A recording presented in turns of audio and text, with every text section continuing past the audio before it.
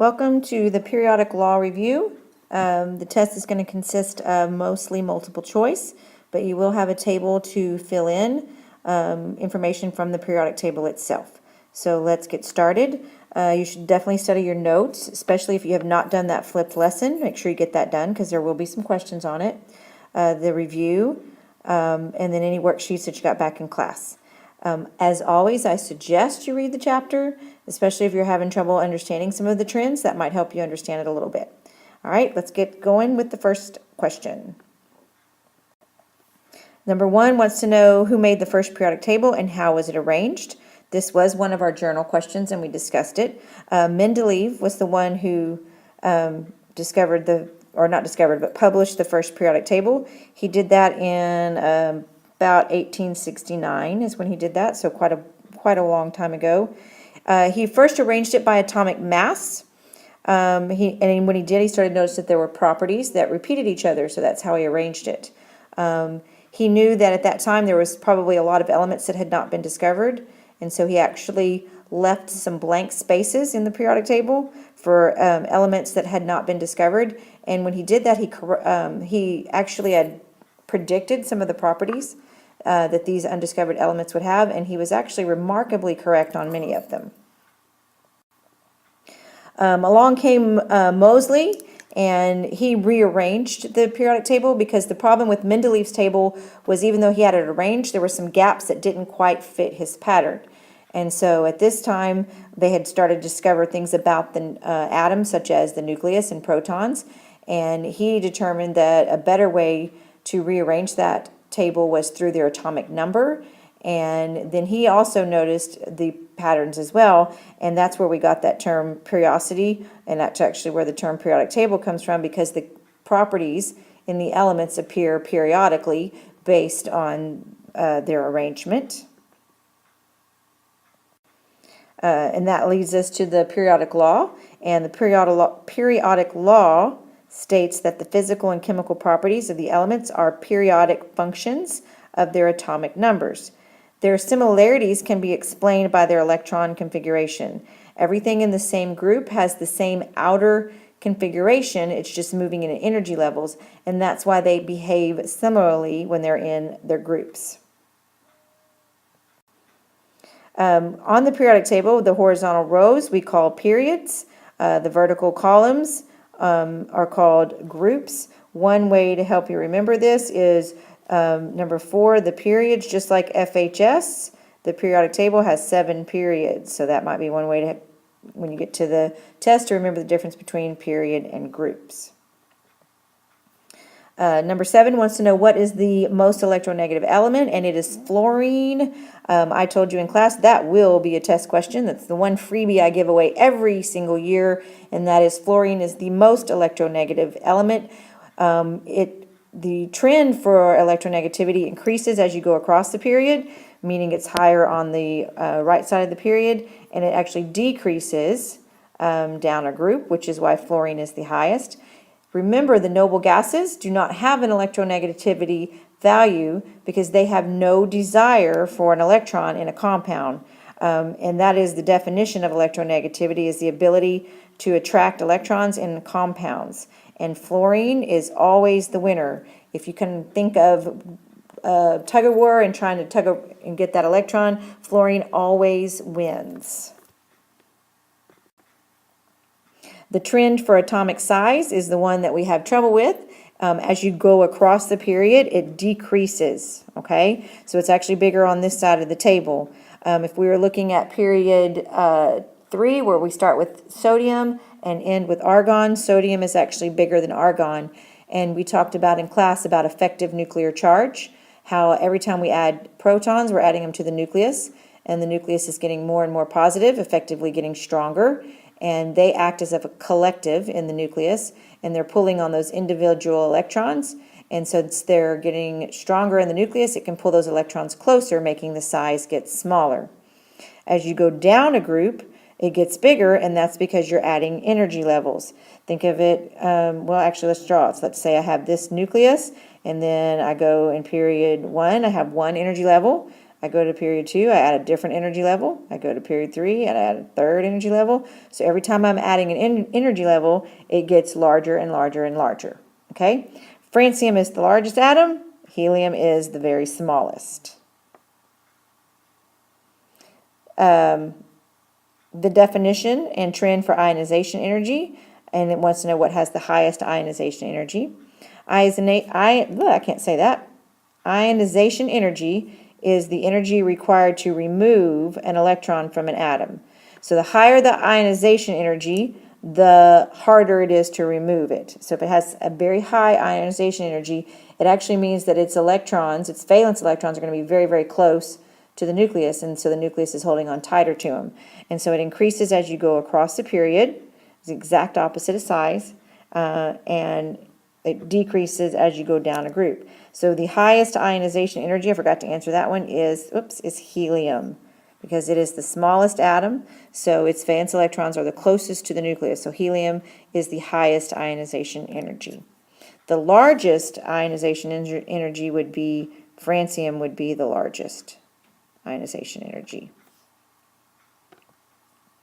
The next questions want to know what is a cation. Cations, remember, are positive.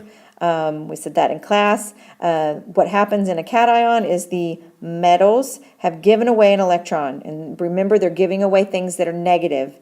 And so we use the example in class. If I lose weight, I get smaller. So the cations are going to be smaller than the original atom. And so we'll use magnesium as an example. Magnesium is a group 2 element. It has 2 valence electrons. And so what it does is it's easier to give away 2 than it is to get 6, because remember, everybody's trying to get to 8, trying to get to that octet. And so if it will give away 2 electrons, it actually has 8 valence electrons in its core electrons, making it more stable. So by the fact that it's giving away 2, it gets a +2 charge, because now it has 2 extra protons over electrons. The anions are negative, and what happens in an anion is a non-metal has taken in electrons to get to their 8. And so our example here is oxygen normally has 6 valence electrons. It's trying to get to 8, so it will take in 2. And when it does that, since it has 2 extra electrons, which are negative, it gives us a -2 charge. To use the weight analogy, when I gain weight, I get bigger. So when I gain electrons, the atom gets bigger. So the anion is actually larger than the original atom. What are valence electrons, and how do you use the periodic table to predict? Remember, valence electrons are the outermost s&p orbitals, and so we'll look at those and count those up. So they are the electrons that are involved in bonding. They can be lost, gained, or shared in order to get to 8 in that valence shell, because remember, we want that octet. So here's an example of oxygen, and it is 1s2, 2s2, 2p4. Our outer electron, or outer s&p is this 2s and 2p4 for a total of 6 valence electrons. If we're looking at the periodic table, actually, when we get to the periodic table a little bit later, we'll go back over this question and predict what we talked about in class. 14 wants to know why hydrogen is placed separately from the other elements on the periodic table, and that is because it has many unique qualities or properties. So it's set up there by itself. It has only 1 valence electron, and so they put it in group 1 because it has 1 valence electrons like everything else, but it is not an alkali metal. It's up there by itself along with helium because they're unique in their configuration and their properties. So that's why you have those 2 lonely ones up there by themselves. Number 5 wants to know if rubidium has the electron configuration of xenon 5s1, what period is rubidium in and what group is it in? So what this is asking you is you can use the electron configuration right here to figure that out.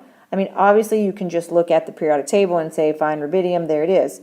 But by this 5s right here, we can see that, okay, that means, whoops, sorry about that. That means that this is in the 5th period, okay? So we know that we can go find that in the 5th period. S1, anything that's S1 is going to end up being in group 1. So if you had to figure that out without a periodic table, that is how you could do that using that configuration. But on the test, quite honestly, just go look it up. That makes it a lot easier. 16 just says know the sublevels and where electrons are being filled. And we did that back during the last unit. The S block, of course, is groups 1 and 2. The P block is groups 13 through 18 over here. The D block is the middle, transition metals. And the F blocks, of course, are the lanthanide and actinide series at the bottom. What are some properties of alkali metals? That was in the flipped lesson. They are soft, silvery metals. They are the most reactive of the metals. They are, in fact, so reactive that you will never find them existing by themselves in nature. They'll always be bound up in a compound, and that's because they only have that one valence electron in the S1 configuration, and they are trying to get rid of it as quickly as possible so that they can be more stable with their core electrons that are underneath.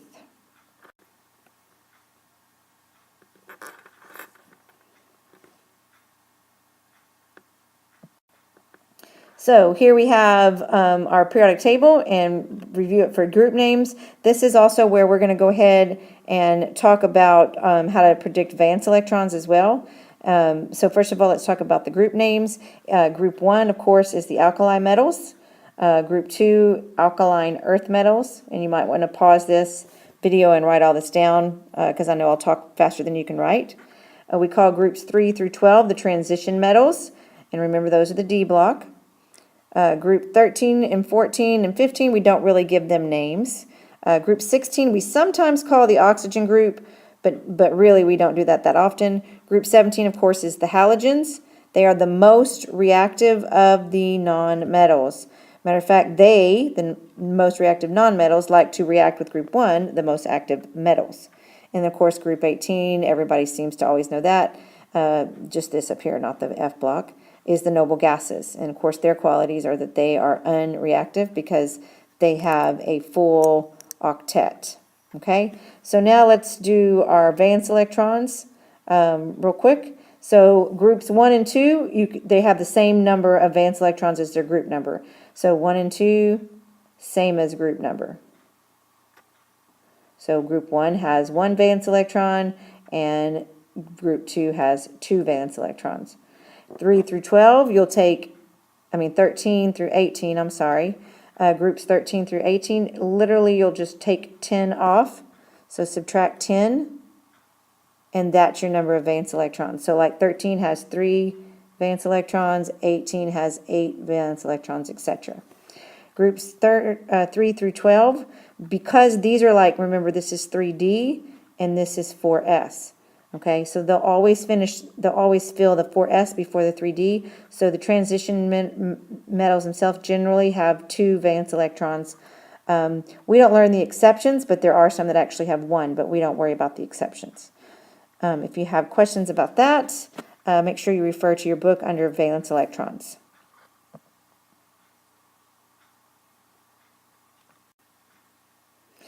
All right, here is our jokes, and today I decided to give you some memes. So I'll let you scroll through these memes as you go. I just want to tell you, please study for the test. It's not a hard test, but if you don't know your trends and your definitions, they will get you. The definitions, as always, are important, so please know those definitions that are in this review.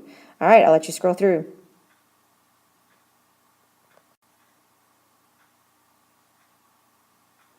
I wonder how many of you will actually get this joke. I got it. I loved it. I thought it was hilarious. This is my kind of fitness right here. And some of you, it may take longer than other of you to get this one. All right, good luck on the test. I will see you in class.